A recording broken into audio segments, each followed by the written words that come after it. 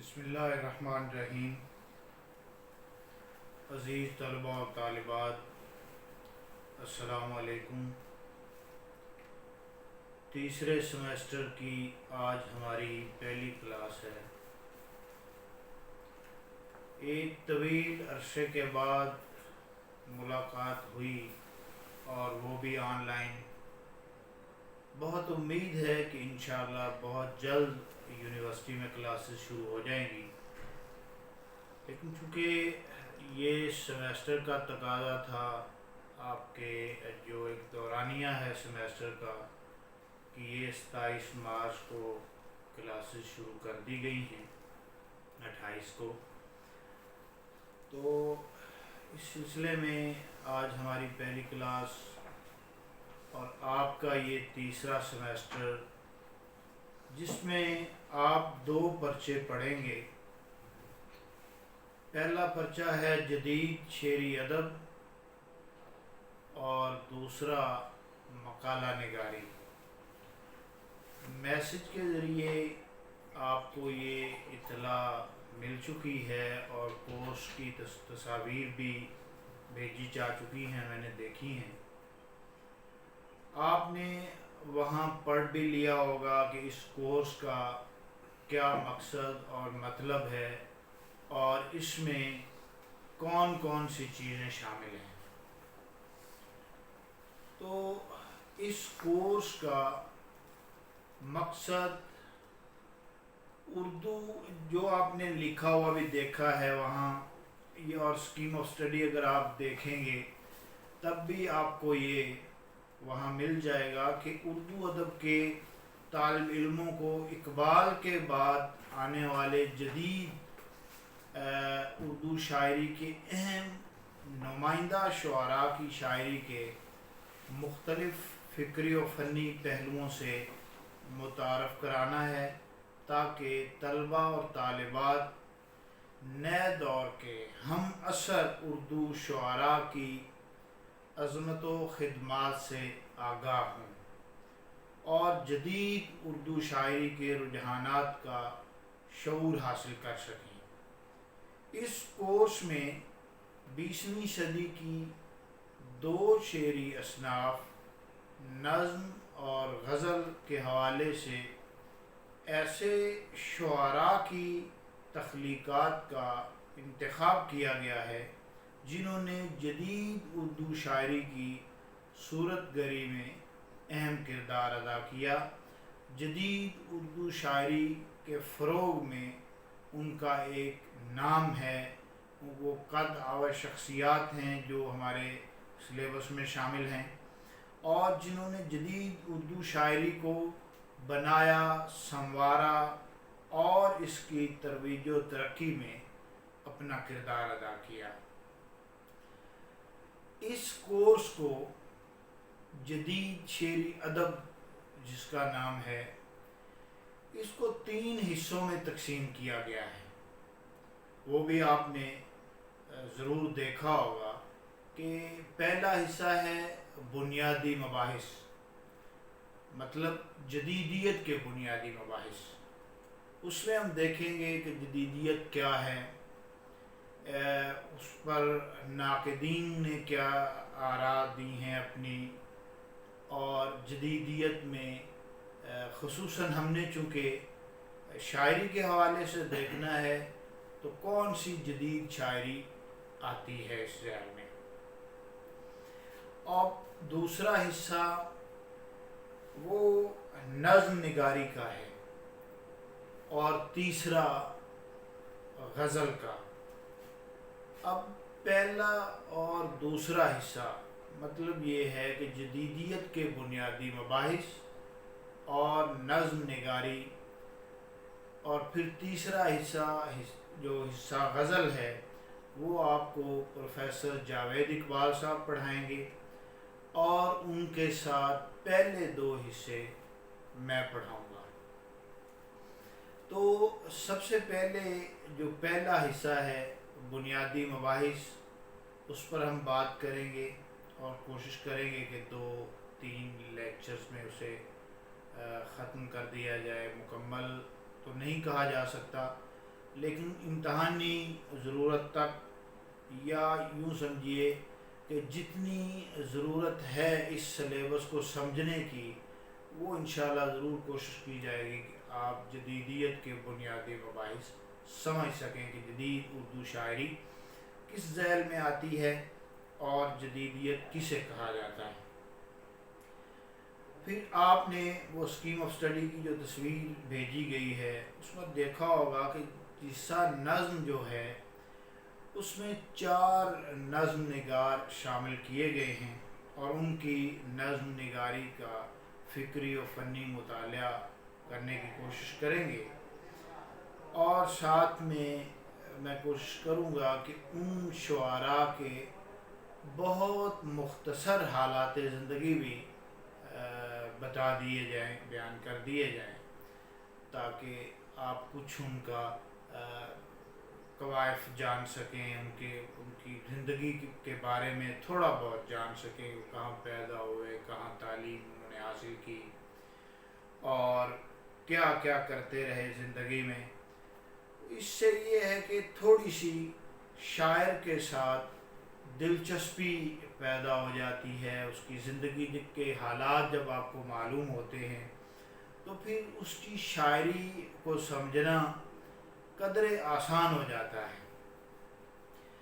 तो इसमें हमारे पास हिस्सा नज़्म जो है इसमें 4 शुआरा कराम हैं, जिसमें नून मीम राशिद हैं, फैज़ अहमद फैज़, मजीद अमजद और चौथे मुस्तफ़ा ज़ैदी। ये नज़्म के हवाले से मैं बात कर रहा हूँ कि नज़्म में हमारे पास ये 4 शुआरा हैं। इसी तरह हिस्सा गज़ल के भी 4 हैं, उसमें फराज साहब हैं, शकीब जलाली हैं, मुनीर न्याजी हैं और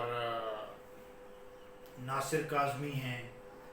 तो ये आपको जावेद इकबाल साहब, प्रोफेसर जावेद इकबाल साहब वो बताएंगे कि इसमें क्या क्या चीज़ें हम देखेंगे। तो सबसे पहले हम जदीदियत पर बात करते हैं, इसे देखने की कोशिश करते हैं। और मैंने ये अर्ज़ किया है कि जदीदियत को हम यहाँ मुकम्मल नहीं देख सकते, ये एक बाकायदा तहरीक है, इसकी एक तारीख़ है।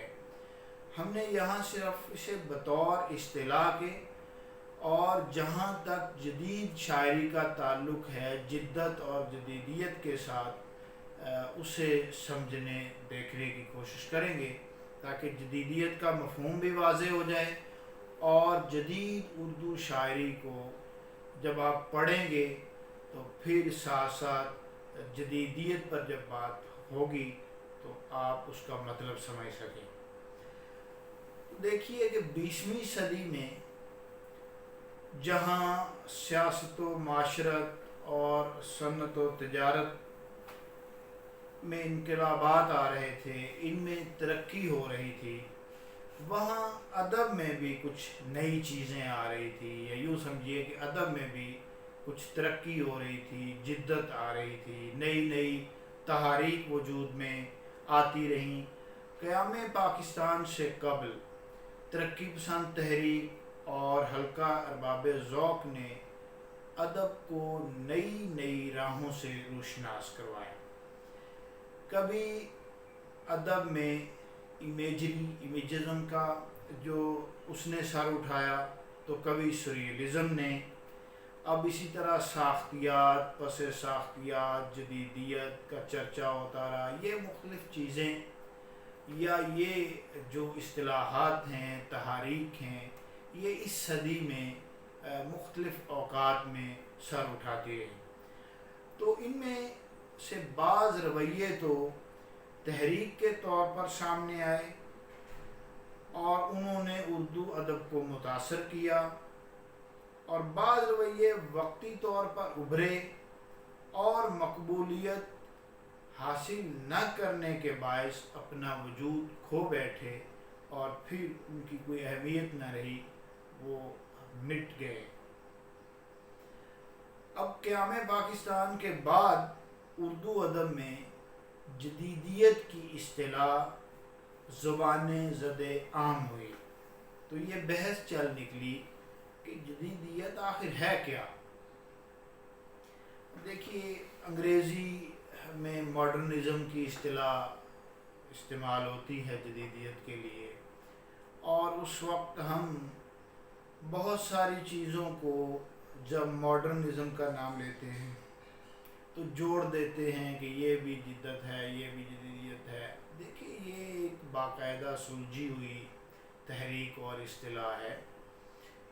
ہر نئی چیز کو ہم ایسی رونما ہونے والی کو تو جدیدیت نہیں کہہ سکتے، یہ اس کا ایک باقاعدہ پلیٹ فارم ہے، اور جس کے ذریعے چیزیں آتی ہیں اور کچھ چیزیں باقاعدہ اختیار کی جاتی ہیں۔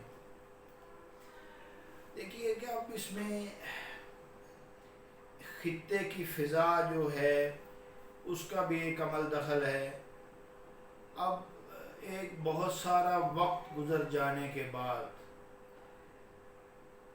ہم کسی نئی چیز کی طرف جب ہماری توجہ جاتی ہے تو ہم کہتے ہیں جی یہ جدیدیت ہے۔ جب کوئی معاشرے میں کوئی نئی چیز آتی ہے باہر سے تو ہم کہتے ہیں یہ، لیکن ہم نے دیکھنا ہے اسے شاعری کے حوالے سے کہ کیا ہر لکھنے والے کی تخلیقات پر اس اصطلاح کا اطلاق ہو سکتا ہے کہ جو کوئی بھی لکھ رہا ہے وہ جدید ہے یا جدیدیت پر لکھ رہا ہے، یا اسے کسی مخصوص خیال یا نظریے کی حامل تحریروں پر منطبق کیا جا سکتا ہے۔ جدیدیت کے بنیادی مباحث پر اور اس کی تعریف کرنے والوں میں سے ہر ایک نے اس کا جواب دینے کی کوشش بھی کی ہے، اور اس کا خیال دوسرے کے ساتھ کوئی موافقت بھی نہیں رکھتا، اس سے ملتا نہیں ہے۔ بعض لوگوں کا خیال ہے کہ قیام پاکستان کے بعد جو ادب تخلیق ہوا وہ جدید ادب ہے، لہذا اسے جدیدیت میں رکھنا چاہیے، یہ جدیدیت کے زمرے میں داخل ہوتا ہے۔ اس کے برعکس کچھ لوگوں کا یہ خیال ہے کہ ترقی پسندانہ رجحانات کے تحت تخلیق ہونے والا ادب جدیدیت کے احاطہ میں لایا جا سکتا ہے۔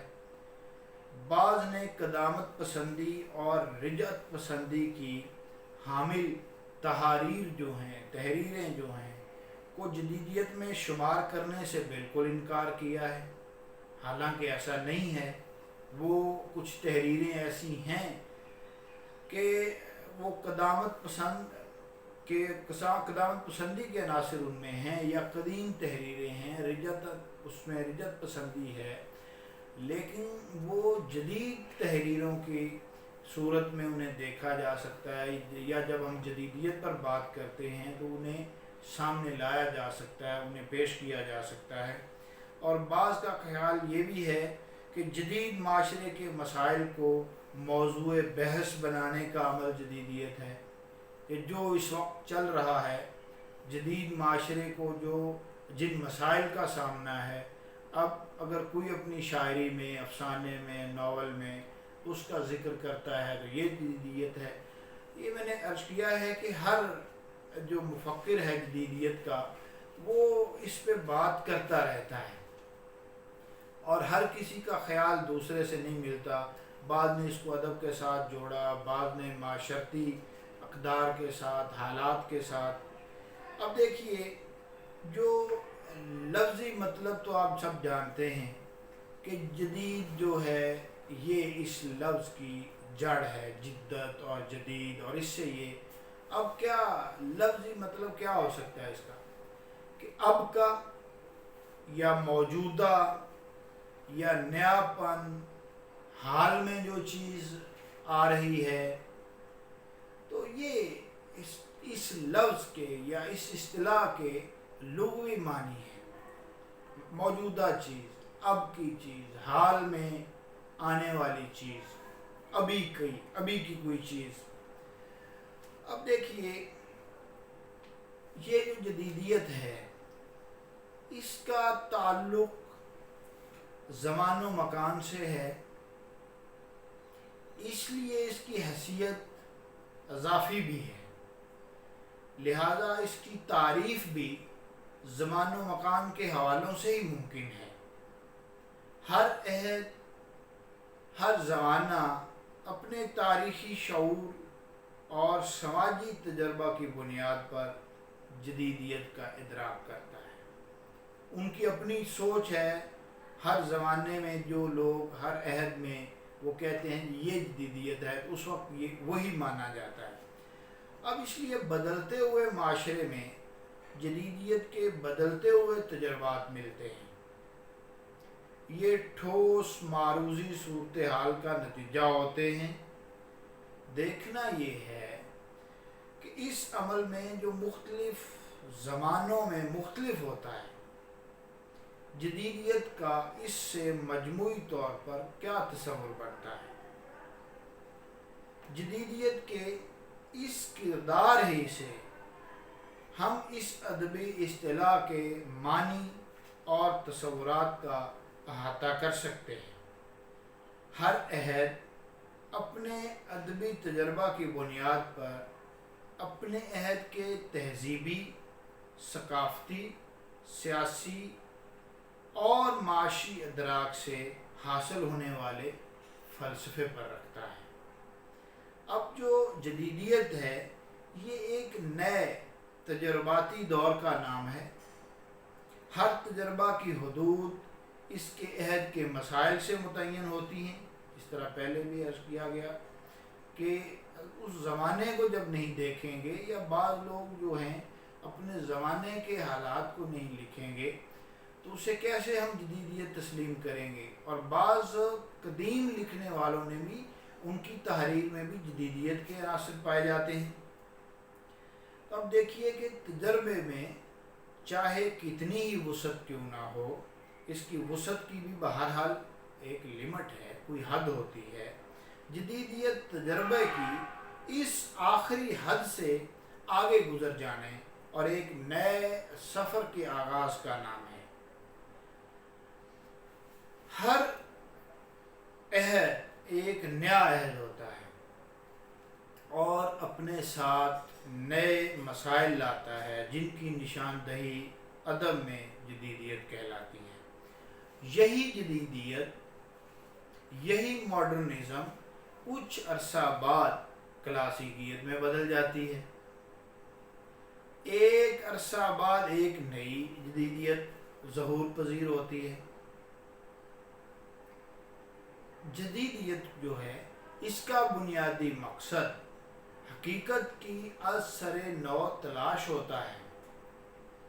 اب جو مفکرین ہیں انہوں نے جدیدیت کو کسی خاص دور کی فرسودگی کے خلاف ایک زبردست تخلیقی قوت قرار دیا ہے، جو ہمیشہ ماضی کی نفی سے جنم لیتی ہے۔ یہ ایک بات ہے اس میں یاد رکھنے کی۔ اب دیکھیے جدیدیت جو ہے، اس سلسلے میں نے یہ بھی عرض کیا کہ ہم کچھ ناقدین کی آراء بھی دیکھیں گے جدیدیت کے بنیادی مباحث پر، یا جدیدیت کو وہ کس زاویے سے دیکھتے ہیں، یا پھر جس طرح میں نے عرض کیا کہ بعض قدامت پسند تحریریں جو ہیں انہیں لوگ کہتے ہیں کہ یہ انہیں قدامت کے زمرے میں ڈال کر جدیدیت سے خارج کر دیا جاتا ہے، حالانکہ ان تحریر میں بہت ساری چیزیں جدیدیت کے مطابق ہوتی ہیں اور اس سے تعلق رکھتی ہیں۔ جدیدیت کی اب دیکھیے میں ایک بات عرض کر دوں، ان جو ناقدین ہیں ان کی ہم کچھ آراء دیکھیں گے، اور اس سے پہلے کہ جدیدیت کی پناہیں جو ہیں وہ مستقبل ہی میں نہیں ہیں، اس سے جڑی ہوئی بات کہ قدامت پسندی کو جب لوگ دیکھتے ہیں کہ یہ جدیدیت کے زمرے میں نہیں آتی، تو یہ بالکل ایسا نہیں ہے کہ یہ تمام اس کی مستقبل میں آتی ہیں، بلکہ ماضی میں بھی ہوتی ہیں۔ جدیدیت کی پناہیں تمام کی تمام مستقبل میں نہیں ہیں کہ جو آنے والے وقت میں ہوگا وہ جدید ہے، بلکہ ماضی سے بھی کچھ چیزیں دیکھی جا سکتی ہیں۔ یہ اصطلاح اردو ادب میں مختلف معنی اور مفہوم رکھتی ہے۔ جب اب یہاں وہ حالی کی جو مغرب کی پیروی کی ایک تجویز تھی وہ اگر پیش کی جائے یا اس کا حوالہ دیا جائے تو اس وقت انگریزی جو ہے وہ جدیدیت کے معنی میں نہیں تھی کہ انگریزی اختیار کریں تو یہ سب کچھ جدیدیت ہے، یا انگریزی سیکھیں تو یہ سب کچھ جدیدیت ہے۔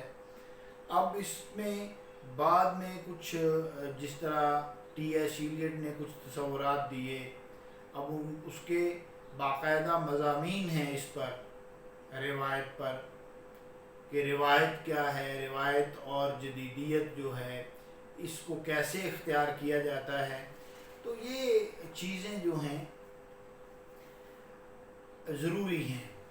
اب جو اس کا بنیادی تصور ہے وہ تبدیلی ہے، تغیر ہے، بدل جانے کا عمل ہے، یعنی کائنات کی ہر شے، ہر لمحہ تغیر پذیر ہے،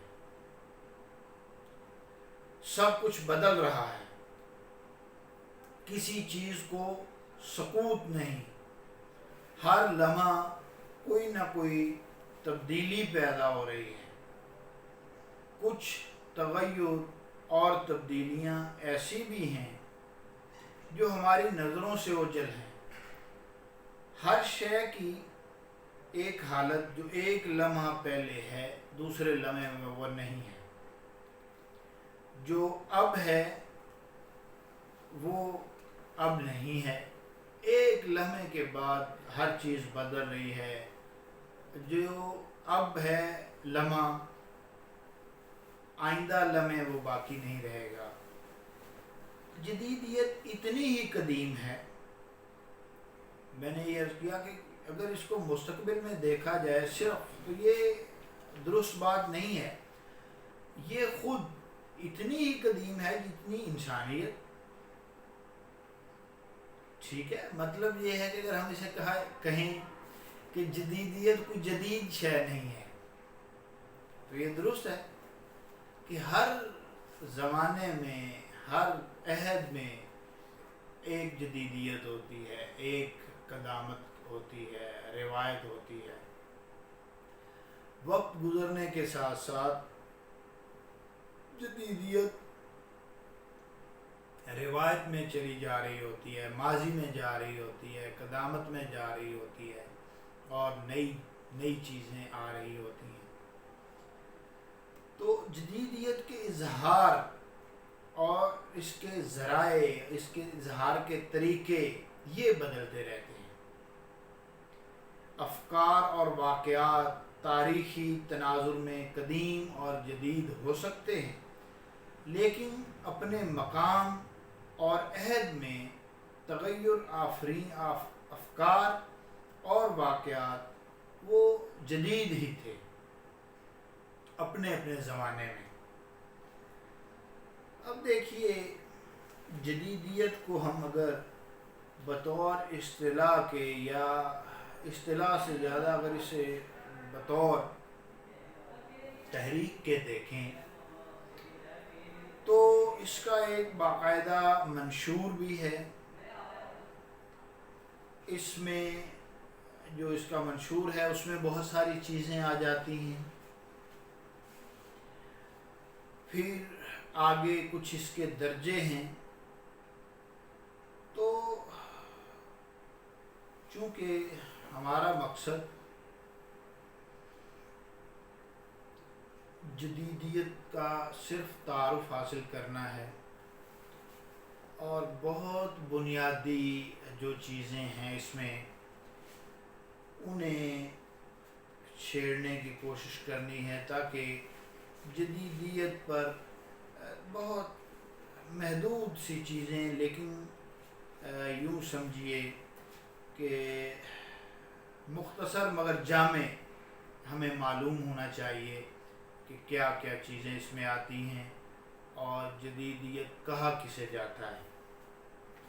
کچھ ناقدین کی آراء جو ہیں وہ 2-3 میں آپ کے سامنے پیش کر دیتا ہوں، اور پھر مزید کچھ ناقدین کی آراء اور جدیدیت کے کچھ بنیادی مباحث، انہیں ہم اگلی کلاس میں دیکھنے کی کوشش کریں گے، اور انشاءاللہ اس سے اگلی کلاس تک یہ مباحث جو ہیں ہمارے یہ ختم ہو جائیں گے۔ پہلے بھی میں نے عرض کیا تھا کہ مکمل ہم انہیں نہیں کہہ سکتے، جتنی ضرورت ہے تقریباً اتنے انشاءاللہ تو ہم دیکھ لیں گے۔ تو اس سلسلے میں بہت مختصر سی رائے ہے ڈاکٹر محمد حسن کی۔ وہ کہتے ہیں کہ جدیدیت معاصرانہ حقیقتوں میں نئی بصیرت اور معنویت کی تلاش ہے۔ یہ واوین میں سے آپ لکھ سکتے ہیں، دیکھ سکتے ہیں کہ معاصرانہ حقیقتوں میں جو اس وقت کی ہیں نئی ایک بصیرت اور معنویت، یہ جدیدیت ہے۔ اب اس طرح ڈاکٹر وزیر آغا صاحب وہ کہتے ہیں کہ جدیدیت ایک خالص ادبی تحریک ہے، ایک وسیع اور کشادہ تحریک جس میں سماجی شعور کے علاوہ روحانی ارتقاء، تہذیبی نکھار اور تخلیقی سطح بھی شامل ہے۔ یہ ان کی رائے ہے، یہاں واوین آپ بند کر سکتے ہیں۔